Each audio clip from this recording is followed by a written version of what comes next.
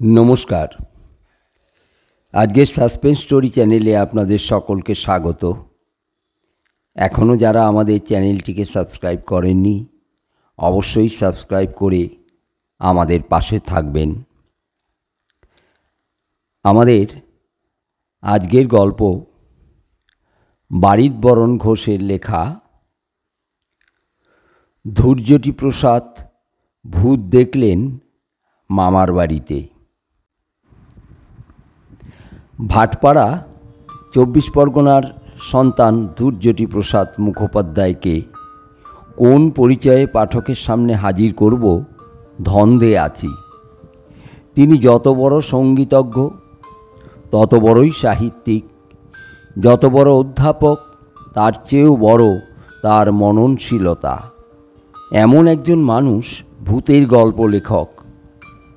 ভূতের গল্প যারা লেখেন তারা ভূত সম্পর্কে সত্যি কথা বলেন কি না পাঠক মহলে তাই নিয়ে যথেষ্ট সন্দেহ আছে শুনেছি। কিন্তু তিনি যে কাহিনীটি বলতে চাইছি সেটি নিছক সত্য বলে আমাদের বিশ্বাস করতে বলেছেন। তখন তার বয়স ২০ সবে পার হয়েছে, যাকে বলে টগবগে তরুণ। সেটা ১৯১৫ সালের সেপ্টেম্বর মাসের কথা। থাকেন মামার বাড়ি হালি শহরে। এক সময়ে মামার বাড়ির খুব বাড়বাড়ন্ত ছিল, তবে তিনি যখন থাকতে শুরু করেন তখন অবস্থা বেশ পড়ন্ত। অনেকেই মারা গেছেন, আছেন কেবল তার দিদিমা এবং তার শিবরাত্রির সলতে একমাত্র পৌত্র। ধৈর্যটি প্রসাদের মামাতো দাদাটি দেখতে খুব সুন্দর, রোগা রোগা চেহারা, চোখে পুরু লেন্সের চশমা, আর গানে যাকে বলে ওস্তাদ তাই। এই দাদাকে সবাই সাধু বলতেন। তার বাড়িতে হামেশাই আড্ডা বসত। বিশাল বিশাল ঘর, সারি সারি বিছানা পাতা। আড্ডাবাজেরা প্রায় বিনা লাইসেন্সেই এখানে আড্ডা দিয়ে যেতেন। চা, চুরুট, সিগারেটের সঙ্গে বই পড়াও চলত। বড় বড় আলমারি ভর্তি হাজার কিসিমের বই। ভাদ্র মাসে কলকাতা শহরে তাল পাকা আর পচা গরম। ধৈর্যটি প্রসাদ কলকাতার বাড়ি ছেড়ে গঙ্গা তীরবর্তী হালি শহরে এসে হাজির হলেন শিয়ালদহে দুপুর ৩টে ট্রেন ধরে। সেদিন শনিবার, অফিস সেরে অনেকেই বাড়ি ফিরছেন। গাড়ি ছাড়ার পর এক সময় ঘ্যাঁচ করে কাকিনাড়ায় ট্রেন থামল। এক ভদ্রলোক, ছোটোখাটো চেহারার, গোফের চুল নিতান্ত পাতলা, ওদের কামরায় উঠলেন। দেখেই চিনতে পারলেন ধৈর্যটি প্রসাদের ছেলেবেলার স্কুলের ড্রয়িং মাস্টার মশাই। তার হাতেখড়ি হয়েছিল। লোকটি ভারী রসিক। ধৈর্যটিকে ডাকতেন গুজরুটি এলাচ বলে। তার মুখের দিকে এক দৃষ্টে তাকিয়ে বললেন, স্যার, আমাকে চিনতে পারছেন না? কই, চিনতে পারছি না তো। আমি ধৈর্যটি, আপনি আমাকে গুজরুটি বলে ডাকতেন। ও হো, তাই তো। কত বড় হয়ে গেছো, হ্যাঁ? কত ছেলেই তো হাত দিয়ে গেল। বয়স হয়েছে, আর মনে থাকে না। ছাত্রের বাড়ির খবর সব নেওয়ার পরে জিজ্ঞেস করলেন, আর ছবি টবি আঁকো? আগে না, এখন ছবি দেখি। ও জিনিস বাবা কেবল দেখে হয় না, একটু অভ্যাসও রেখো। আপনি এখন হুগলি নর্মাল স্কুলে, তাই নাকি? তাহলে আমার জ্যাঠামশাইকে নিশ্চয়ই চেনেন। কে? জ্যাঠামশাইয়ের নাম বলাতে একেবারে উচ্ছ্বসিত হয়ে বললেন, আহা, এমন লোক আর হয় না। যেমন পণ্ডিত তেমনি নিরহংকার, যেমনি কড়া তেমনি নরম। মনটা তার খুশিতে টইটম্বুর হয়ে গেল। তুমি কোথায় যাচ্ছ বাবা?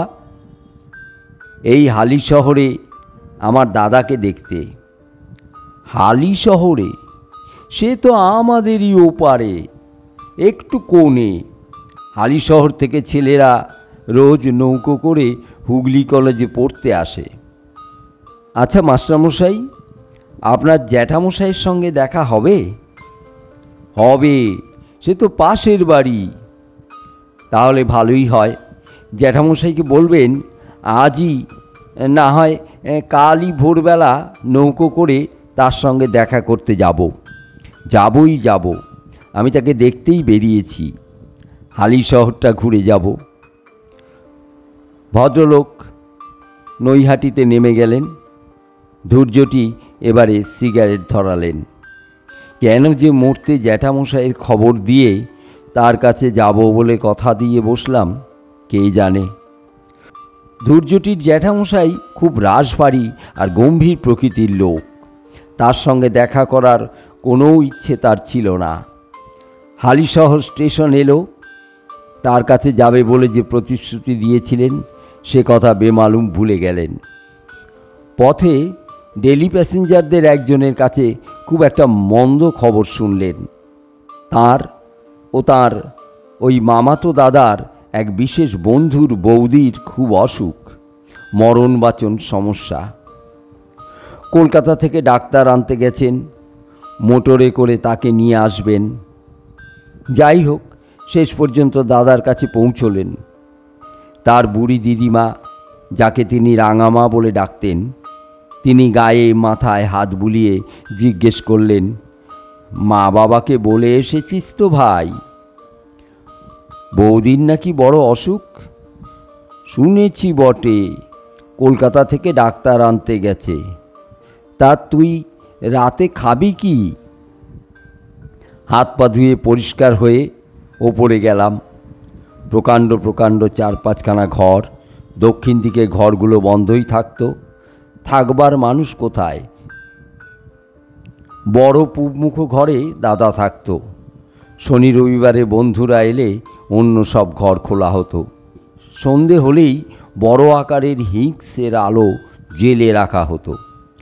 অত বড় বাড়ি, রাত বেরেতে একা একা বের হতেই ভয় হতো। সেদিন ক্লান্ত হয়েছিলেন দুর্যোধী প্রসাদ। রাত দুপুর দাদা মেঝেতে পাটি পেতে শুয়ে পড়ল। আমার জন্যে পালঙ্কে বিছানা। ঘরের ভিতর বেশ গুমোট। দাদাকে বলে পায়ের কাছে জানালাটা খুলবার অনুমতি চেয়ে নিলাম। দুর্যোধী প্রসাদ উঠে লোহার খিলটা খুলে পাল্লাটা একটু ফাঁক করতে না করতেই দাদা গো বলে চিৎকার করে শটান মাটিতে পড়ে গেলেন। পাল্লাটা ঝপাত করে পড়বার সঙ্গে সঙ্গে খিড়কিটাও বন্ধ হয়ে গেল। তারপরে কি যেন কি হয়ে গেল। দুর্যোধী প্রসাদ দাদাকে জড়িয়ে ধরে গোঁ গোঁ করতে করতে বলছিলেন, দাদা গো যেও না, আলো নিভে গেছে। অনেক কষ্টে আমার হাতের বাঁধন ছাড়িয়ে দাদা চুপি চুপি জিজ্ঞেস করলেন, কি কি কি দেখেছিস তুই?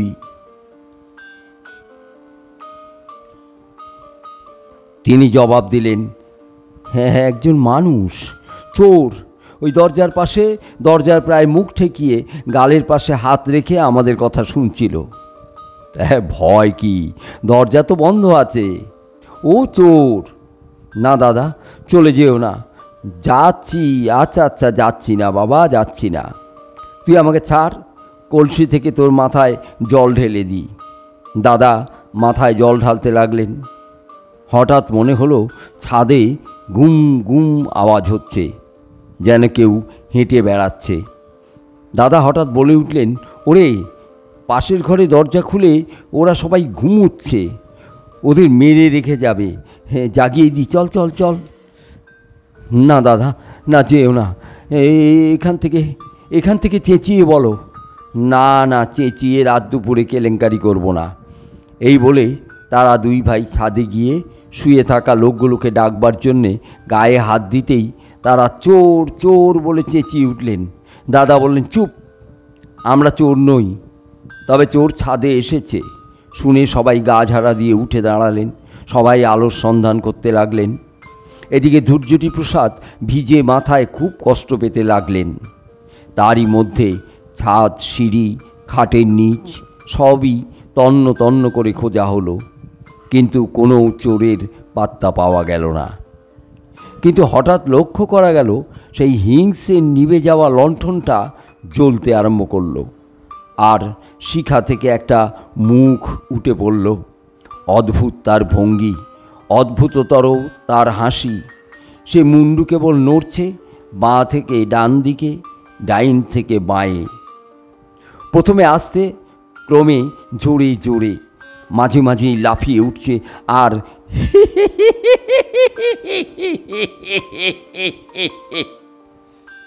এইভাবে হাসছে। তারপরে তার মুন্ডুটা বড় হতে লাগলো।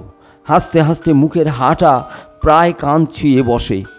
চোখটা ভয়ঙ্কর রকমের ড্যাব ড্যাবে হয়ে উঠল। ওই দেখো, আলোর ভেতর থেকে আসছে। ধূর্যটি চিৎকার করে উঠলেন। সবাই তাই দেখছিলেন। সবাই মিলে একসঙ্গে হুটোপুটি করে চেঁচাতে লাগলেন, হ্যাঁ হ্যাঁ হ্যাঁ হ্যাঁ, ওজি ওজি ওজি। তারপর কি যে হলো, অজ্ঞান মানুষেরা কি করে সেই সব কথা বলবেন। এখানেই গল্পটা শেষ। গল্পটা কেমন লাগলো অবশ্যই আমাদের কমেন্টে জানাবেন। আমাদের গল্পটা বা ভিডিওটা যদি ভালো লেগে থাকে তবে আমাদের চ্যানেলটিকে লাইক ও শেয়ার করতে ভুলবেন না। ধন্যবাদ।